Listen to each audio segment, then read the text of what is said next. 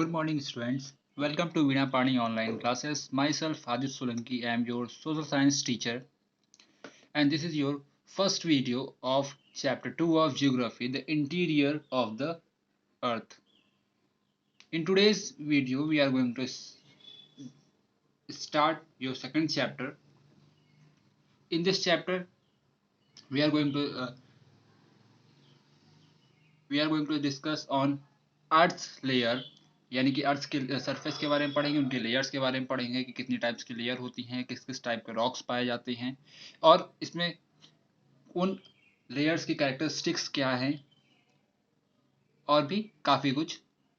Students, अगर आप लोगों ने इससे पहली वाली जो वीडियो जो कि मैंने बनाई थी हिस्ट्री के लिए, अगर आप लोगों ने वो नहीं देखी है तो पहले आप उसको देखिएगा और जो पीडीएफ मैं प्रोवाइड कराऊंगा उसको कंप्लीट करते रहिएगा टाइमली, जिससे कि आपका कोई भी कोर्स किसी भी सब्जेक्ट का पीछे ना हो।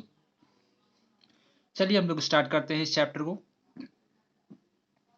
इंटीरियर ऑफ अर्थ, चैप्टर का नाम ही बता रहा है कि हम लोग चैप्टर में किसके बारे में पढ़ेंगे, यानी कि अर्थ के इंटीरियर के बारे में पढ़ेंगे।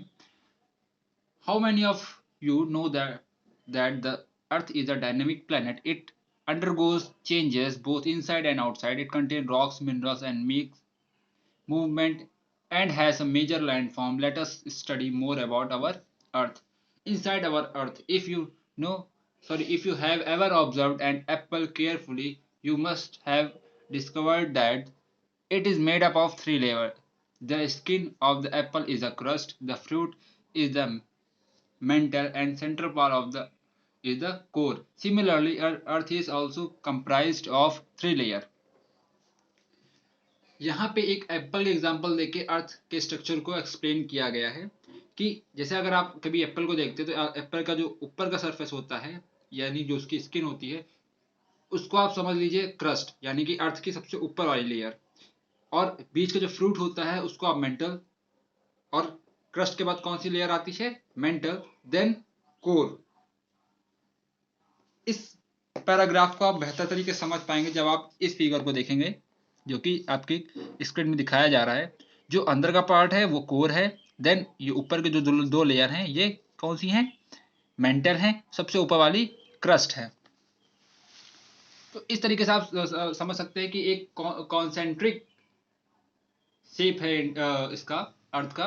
कॉन्सेंट्रिक का मतलब होता है कि जब एक ही सेंटर से कई लेयर बनाए जाते हैं उसी तरीके की, जैसे कि ओनियन को आप जानते हैं, यानी कि जो प्याज होता है वो लेयर बाय लेयर होता है, उसी तरह अर्थ का भी सरफेस होता है, अर्थ का भी स्ट्रक्चर होता है। अब हम लोग बात करते हैं structure and layer of the अर्थ के बारे में। ये अब तीनों लेयर को हम लोग डिटेल में पढ़ेंगे। पहला है आपका crust. The upper most layer of the earth is called crust, यानी कि सबसे ऊपर वाली जो लेयर होती है उसको हम लोग क्या कहते हैं, crust. It is most important layer as we live on it and perform all economic activities on it. ये सबसे इंपॉर्टेंट महत्वपूर्ण लेयर होती है क्योंकि हम लोग यहाँ पे ही रहते हैं और जितनी भी इकोनॉमिक एक्टिविटीज होती हैं वो सब इसी पर परफॉर्म की जाती हैं। It is about 35 kilometre thick on the continental masses and only 5 kilometre on the ocean floor. हर जगह एक समान थिकनेस नहीं होती है। अगर हम लोग क्रस्ट की बात करें, अगर हम लोग कॉन्टिनेंट की बात कर रहे हैं, कॉन्टिनेंट सरफेस की बात कर रहे हैं, जहाँ पे ज़मीन होती है वहाँ पे इसकी जो मोटाई होती है वो 35 किलोमीटर तक होती है। और अगर हम लोग ओशियन फ्लोर के नीचे से बात कर रहे हैं, यानी कि ओशियन फ्लोर के नीचे का जो पार्ट होता है क्रस्ट का, वो 5 किलोमीटर मोटा होता है, जिसमें कि ओशियन का वाटर जो होता है वो कंसीडर नहीं किया जाता है। It is the thinnest among all the layer, यानी कि सारी लेयर में सबसे पतली है। The continental mass mainly consist of silica and alumina, it is thus called sial. SI stand for silica and AL stand for alumina. ये ज़्यादातर मिलकर बनी होती सिलिका और अलुमिना से, इस वजह से इसको ये नाम दिया गया है। Whereas the oceanic crust mainly consist of silica and magnesium, और जो ओशियन क्रस्ट होती है वो बेसिकली बनी होती है सिलिका और मैग्नीशियम से। तो दोनों क्रस्ट में अंतर क्या है आप समझ लीजिए। पहला सिलिका अल्युमिनियम जो कि कॉन्टिनेंटल क्रस्ट होती है, और सिलिका मैग्नीशियम जो कि ओशियनिक क्रस्ट होती है। देन हम लोग बात करते हैं मेंटल के बारे में। मेंटल आपकी सेकेंड लेयर है the second layer below lithosphere which extend to the depth of about 2900 kilometer. It is called the mantle. This layer consists of inner silicate. It is rich in silica and magnesium. This layer is called sima as it is made up of silicate and magnesium. This is the transitional zone of mixed metal and silicate. Both the temperature and density of the mantle increase with increasing depth towards the center of the earth. Lithosphere के बाद ये layer आती है mental और जिसकी सीमा है 2900 kilometre तक. This layer consist of inner silicate यानी कि ये लेयर कंसिस्ट करती है जो इनर सिलिकेट होता है. और अपर सिलिकेट कहाँ मिलता है हम लोगों को? क्रस्ट की जो ओशियनिक क्रस्ट होता है उसमें. It is rich in silica and magnesium यानी कि यहाँ पे सिलिका और मैग्नीशियम भारी मात्रा में पाया जाता है. This layer is called sima as it is made up of silicate and magnesium. इसको सीमा भी कहते हैं क्योंकि ये सिलिकेट और मैग्नीशियम से मिलकर बनी होती है. This is the transitional zone of mixed metal and silicate. Both the temperature and density of the metal यानी कि दोनों ही टेम्परेचर और डेंसिटी यानी कि घनत्व जैसे जैसे हम लोग सेंटर की तरफ बढ़ते हैं यानी कि गहराई में जाते हैं वैसे वैसे ये बढ़ता रहता है. आपकी नेक्स्ट हेडिंग है कोर. हम लोग कोर की बात करते हैं. The inner most layer is the core with the radius of about 3500 kilometre. It consist of nickel and iron and is called nife यानी कि Ni से स्टैंड करता है निकल और Fe से स्टैंड करता है फेरस. फेरस केमिकल नेम होता है आयरन का. The central core has very high temperature and pressure. The temperature range varies between 2200 degree Celsius to 5000 degree Celsius. अब हम लोग सबसे इनर मोस्ट लेयर की बात करते हैं. इनर मोस्ट लेयर की जो रेडियस होती है वो 3500 किलोमीटर तक की होती है यानी कि इसकी मोटाई है. इस consist of nickel and iron यानी कि ये ज़्यादातर बनी होती है निकल और आयरन से. The central core has very high temperature and pressure. जो सेंट्रल कोर होती है उसका टेम्परेचर और प्रेशर दोनों ही बहुत ही ज़्यादा हाई होता है और इसका टेम्परेचर 2200 डिग्री सेल्सियस से लेके 5000 डिग्री सेल्सियस के बीच में होता है. देन आपकी नेक्स्ट हेडिंग है materials of the earth crust. अब हम लोग अर्थ क्रस्ट के मटेरियल के बारे में पढ़ेंगे.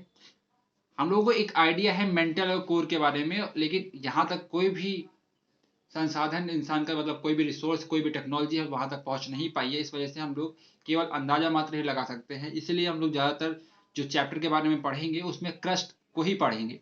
क्यों? क्योंकि यही हम लोगों के लिए यूजफुल होती है. The earth crust is composed of rocks and minerals. Earth crust मिलकर बनी होती है रॉक से और मिनरल से. Rocks form the solid mass of the earth crust. A rock is usually a mixture of various material. Rock from the solid masses of the earth crust. Rocks बनते हैं earth crust के solid particle से. Basically अगर हम rocks को define करना चाहें तो ये एक मिक्सचर होते हैं अलग अलग टाइप के मटेरियल के. The rocks forming materials are called minerals. और जिन मटेरियल से मिलकर ये रॉक्स बने होते हैं उनको हम लोग क्या कहते हैं? Minerals. Minerals are chemical substance found in the nature. Minerals chemical substance होते हैं जो कि हमारे नेचर में पाए जाते हैं. They have definite chemical composition and physical characteristic. और इनकी केमिकल कंपोजिशन और फिजिकल कैरेक्टरिस्टिक्स भी डिफिनेट होती है. Any variation in their proportion give rise to different minerals. Rocks containing minerals give us various metals like copper, iron, golds, etc. और जो rock minerals contain करते हैं वो हम लोगों को अलग अलग टाइप के मेटल्स और अलग अलग टाइप के सब्सटेंस प्रोवाइड कराते हैं.